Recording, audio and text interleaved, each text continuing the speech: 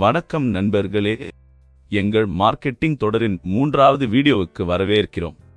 இன்று உங்கள் தயாரிப்புகளை உங்கள் முக்கிய வாடிக்கையாளர்களான சுகாதார உணர்வுள்ள நபர்கள், சமையல்காரர்கள் மற்றும் வீட்டு சமையல்காரர்கள், கரிம உணவு சில்லறை விற்பனையாளர்கள், ஒப்பனை தொழில்துறை குடும்பங்களுக்கு மிகவும் பயனுள்ள வழிகளில் எவ்வாறு சென்றடைவது மற்றும் சந்தைப்படுத்துவது என்பது பற்றி பேசப் போகிறோம்.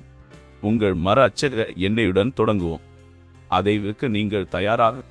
முதலில் அவற்றை சிறிய உள்ளூர் கடைகளில் அல்லது உள்ளூர் மொத்த விற்பனையாளர்களுக்கு வழங்குவதன் மூலம் தொடங்கவும். சிறந்த தரத்தை பற்றி உற்சாகப்படுத்த வாடிக்கையாளர்களுக்கு இலவச மாதிரிகளை கொடுங்கள். உங்கள் விலைகள் மற்றும் பேக்கிங் முறையீடு அவர்களுக்கு பொருந்தும் என்பதை உறுதிப்படுத்திக் கொள்ளுங்கள். இந்த அணுகுமுறை குடும்பங்களை புரிந்து கொள்ளவும், ஆரோக்கிய உணர்வுள்ள நபர்கள், சமையல்காரர்கள் மற்றும் வீட்டு சமையல்காரர்கள், கரிம உணவு சில்லறை விற்பனையாளர்கள், ஒப்பனை தொழில் விரும்புவதை கண்டறியவும், உங்கள் எண்ணெயை நல்ல மதிப்புடனும் கவர்ச்சியாகவும் பார்க்கிறார்கள் என்பதை உறுதிப்படுத்தவும் உதவுகிறது. வழக்கமான வாடிக்கையாளர் தளத்தை உருவாக்கவும், பின்னூட்டத்தின் அடிப்படையில் உங்கள் எண்ணெயை மேம்படுத்தவும், முன்னேற்றத்திற்கான உங்கள் பலம் மற்றும் பகுதிகளை கண்டறியவும் இது உங்களை அனுமதிக்கிறது. டெலிவரி முக்கியமானது. குறிப்பாக உங்கள் எண்ணெயை புதியதாக வைத்திருக்க இது வாடிக்கையாளர்களுக்கு ஒரு முக்கிய கவலையாக உள்ளது. உங்கள் விநியோக வழிகளை புத்திசாலித்தனமாக திட்டமிடுங்கள். உதாரணமாக, நீங்கள் திங்களன்று கிழக்கில் உள்ள கடைகளையும் பின்னர் செவ்வாயன்று வடக்கில் உள்ள கடைகளையும் பார்வையிடலாம். மேலும் ஒரு புதிய பிராண்டாக உங்களை நீங்களே அறிமுகப்படுத்திக் கொள்வது முக்கியம்.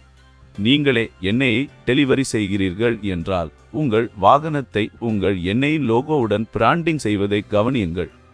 இது ஆரோக்கிய உணர்வுள்ள மக்களின் கவனத்தை ஈர்க்க ஒரு அருமையான வழியாகும். மேலும் வாடிக்கையாளர்களுக்காக நீங்கள் காத்திருக்க முடியாது. உங்கள் எண்ணெய் நீங்கள் தீவிரமாக விளம்பரப்படுத்த வேண்டும். உங்கள் போட்டியாளர்களை விட உங்கள் தயாரிப்பை விளம்பரப்படுத்த கடைக்காரர்களை ஊக்குவிக்க கவர்ச்சிகரமான சலுகைகளை வழங்கவும். உங்கள் தயாரிப்பை மக்கள் உண்மையில் விரும்புவதை நீங்கள் கவனிக்கும் போது பெரிய அளவில் சிந்திக்க வேண்டிய நேரம் இது. உங்கள் எண்ணெய் பெரிய கடைகளுக்கு விநியோகிக்கக்கூடிய மொத்த விற்பனையாளர் விநியோகஸ்தர்களுடன் கூட்டு சேர்வதன் மூலம் பெரிய பகுதிகளில் விற்க இலக்கு வைக்கவும்.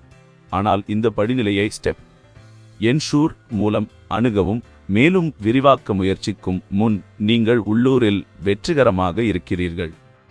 நினைவில் கொள்ளுங்கள், மொத்த விற்பனையாளர்களும் விநியோகஸ்தர்களும் பெரிய அளவை கையாளுகிறார்கள்.